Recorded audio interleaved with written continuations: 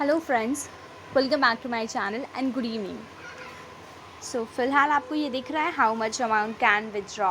सो ये बहुत सारी चीज़ें हैं जो कस्टमर्स को पता नहीं होती है। सो आई थिंक ये आपको पता होना चाहिए। सो जस्ट इसलिए मैं इन्फॉर्मेशन आपको ये बताना चाह रही हूँ। सो जिन भी कस्टमर्स का अकाउंट होता है, सो इनको ये क्वेश्चंस आते रहते हैं। How much amount can withdraw, any restrictions on withdrawals. It means अगर उनका अकाउंट है और सेविंग अकाउंट है, सैलरी अकाउंट का तो सबको पता ही होता है एंड सैलरी अकाउंट का भी सबको पता ही होता है, लेकिन ये पता होता है कि वो कितना भी विड्रॉ कर सकते हैं, ये भी नहीं पता होता है। सैलरी अकाउंट का वहाँ पे कुछ रिस्ट्रिक्शन इतना नहीं होता है। लेकिन एक बात बताना चाहूँगी सैलरी अकाउंट में, कि आप सैलरी अकाउंट में ना अपने पैसे डिपॉजिट नहीं कर सकते हो। अदर बैंक का मुझे नहीं पता, बस HDFC बैंक का मुझे पता है, सो मैं उस बैंक का बता रही हूँ। अगर आपका सैलरी अकाउंट है और अगर आपको सैलरी अकाउंट के अंदर आपको पैसे डिपॉजिट करने हैं, तो उसमें आप डिपॉजिट नहीं कर सकते। अगर आपका सेविंग अकाउंट है देन आप डिपॉजिट कर सकते हो।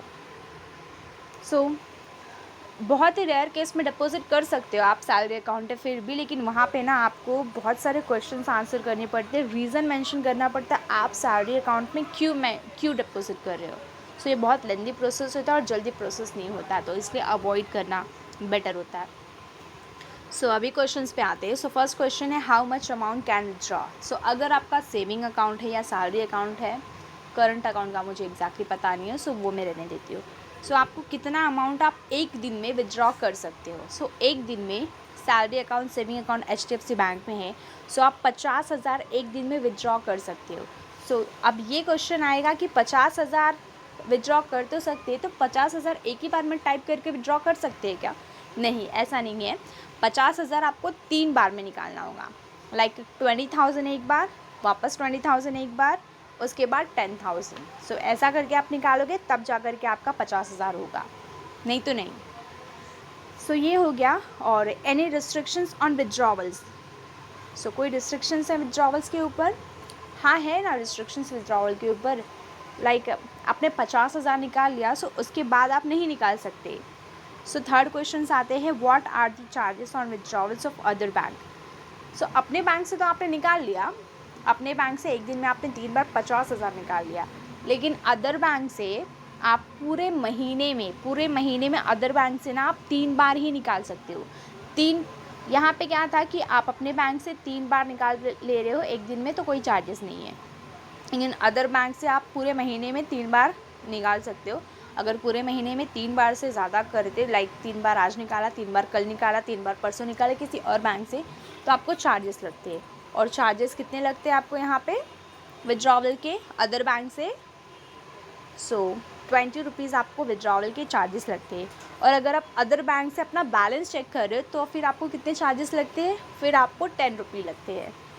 अगर देखा जाए तो बहुत ज़्यादा अमाउंट नहीं है, लेकिन एक होता है ना कि बस ये चीज़ों के लिए क्यों इतना स्पेंड करे, इतना छोटा सा ही है, लेकिन जिनके लिए मैटर करता है।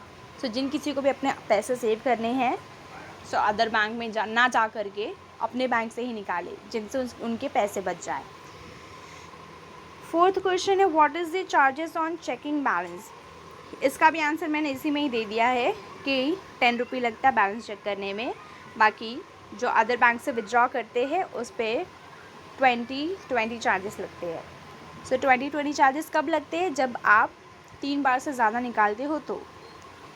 फिफ्थ क्वेश्चन है, चार्जेस ऑन नॉट मेंटेनिंग 10,000 और 5,000 अमाउंट इन बैंक। अगर आप HDFC बैंक में सेविंग अकाउंट ओपन किए हुए हो और आप अपना 10,000 का जो भी आपका है, अगर 10,000 का मेंटेन बैलेंस है 10,000, अगर 5,000 का है तो 5,000 आप मेंटेन नहीं कर रहे हो, आपने उसमें से पैसे विड्रॉ कर लिए, आपको चार्जेस लग जाएंगे। हाँ, एंड चार्जेस कितने लगेंगे आपको? हर महीने 600, हर महीने 600, जब तक आप पूरा पेमेंट नहीं करोगे, जब तक आप वापस से पैसे नहीं भरोगे तब तक आपको हर महीने 600 ये चार्जेस लगते रहेंगे।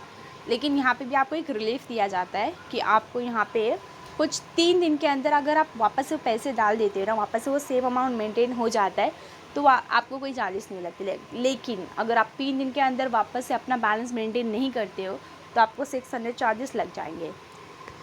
उसके बाद है, what is time period to maintain the balance for not more deductions. इसका भी आंसर मैंने जस्ट अभी दिया है। एंड 7th क्वेश्चन से, ATM PIN forget and OTP generated, any charges. So mostly लोगों के साथ ऐसा हो जाता है, लोग बेचारे परेशान होकर के ब्रांचेस विज़िट करते हैं एंड उन्हें हम सजेस्ट करते हैं कि आप वापस से नेट बैंकिंग में जा करके एक OTP जनरेट कीजिए, फिर वो OTP ले जा करके अपने ATM में डालिए और अपना पासवर्ड वापस से सेट कर दीजिए। देखिए, पासवर्ड सेट करने के बहुत सारे ऑप्शंस होते हैं। एक तो नेट बैंकिंग पे ये ऑप्शन होता है कि इंस्टेंट पिन जनरेशन, वहाँ पे आप पिन जनरेट कर सकते हो, लेकिन वो तब कर सकते जब आपका ओल्ड पासवर्ड याद है आपको और आपको नया पासवर्ड सेट करना है। लेकिन यहाँ पे लोग पासवर्ड भूल गए हैं। सो भूल जाने के ऊपर क्या ऑप्शन होता है कि आपको वापस से OTP सेंड करना पड़ता है अपने नेट बैंकिंग से। सो जब आप OTP सेंड करते हो ना, तो आपको उसके चार्जेस लगते हैं। अभी एग्जैक्ट मेरे को याद नहीं आ रहा है कि 60 लगता है या 90 लगता है, लेकिन 60 या 90 दोनों में से कोई एक चार्जेस आपको लगते हैं। जितने बार आप OTP सेंड करोगे उतने बार आपको चार्जेस लगेंगे। सो ये सारी चीज़ें थी जो एक बैंकर हो या फिर जो भी अकाउंट मेंटेन कर रहे हैं उनको पता होना चाहिए। सो कुछ इन्फॉर्मेशंस आई थॉट कि मुझे बताना चाहिए। सो वो मैंने बता दी है। अब वो आपके ऊपर है कि आपको इन्फॉर्मेटिव लगी हो नहीं लगी हो, I don't know. So thank you so much guys. अगर कुछ इन्फॉर्मेटिव लगी हो so please like share and subscribe. Thank you so much. And कुछ क्वेश्चंस वगैरह भी हो ना तो वो भी कमेंट बॉक्स में आप पूछ सकते हो। या सो अगेन थैंक यू। शुभ रात्रि।